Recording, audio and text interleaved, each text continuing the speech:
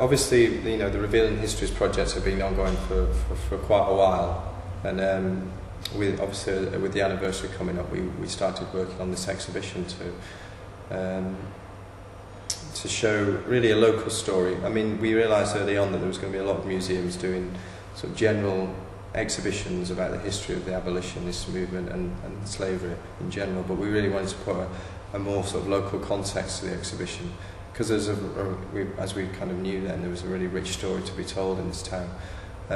So we started then really just doing the research.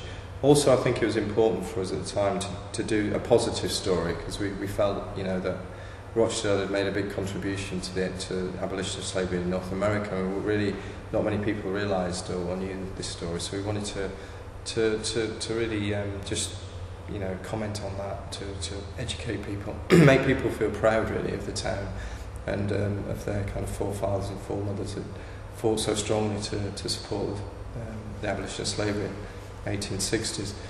And I think, you know, it's been a very successful exhibition. We've had some really positive comments.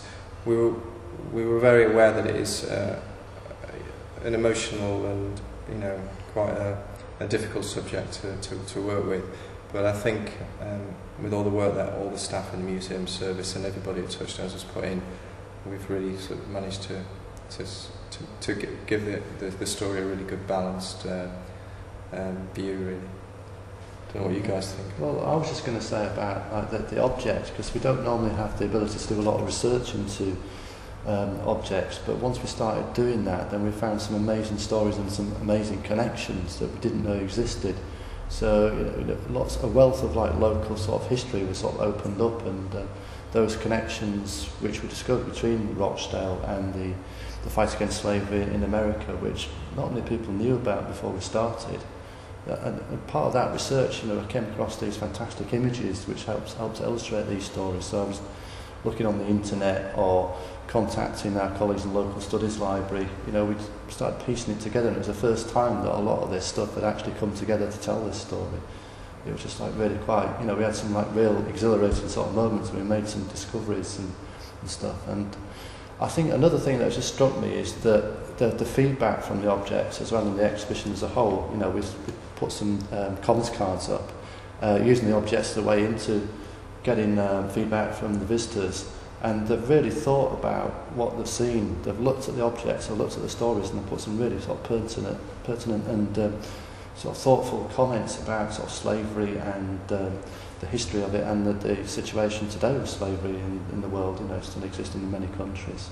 So, you know, I think we've sort of achieved quite a lot.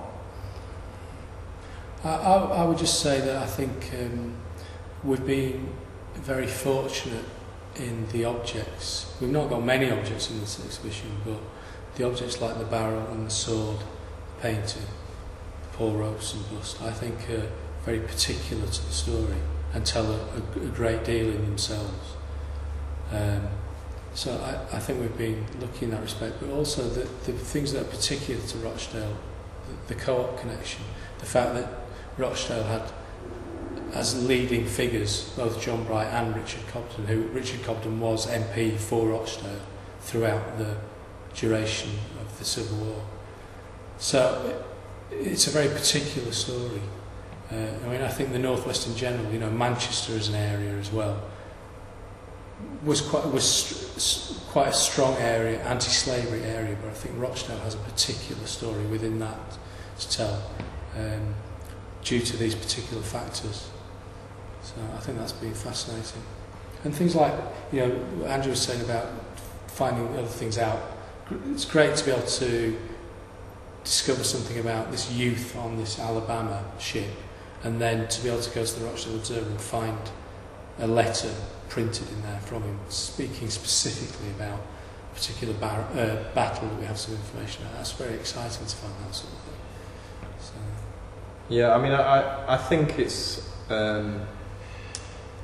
you know, I think it's great that we've managed to sort of unravel some of the story of the contribution that the people of Rochdale made as well in terms of their support for the Northern States, because I think more than any, and it's been documented in many places, more than any town really in Lancashire at the time, or even, you know, even Manchester at the time, obviously a big city, people of Rochdale, I think, stood up really did stand up against slavery, and really in the face of the cotton famine and all the suffering that was going on at the time due to the embargoes and during the Civil War, they still stood fast to their beliefs, really.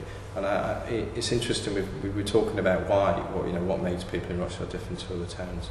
And I think it really was a combination of the MPs, John Bryan, Cobden, the co-op movement, the non-conformist church, the Methodists, and the local paper as well, the Observer, which was a Liberal paper. And a very campaigning paper, wasn't it? It still is. So there was lots of elements of the time that came together really Bright and Cobden would walk around preaching and lecturing people in mills and workplaces about the importance of supporting the northern states and abolishing slavery in the world.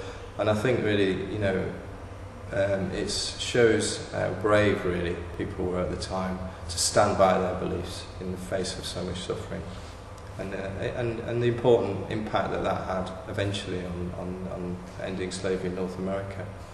So yeah, it's a really important story, and both two Andrews were saying, it's not been widely written up or researched. So it's been interesting really to unravel some of this story and put it into the public sort of domain really.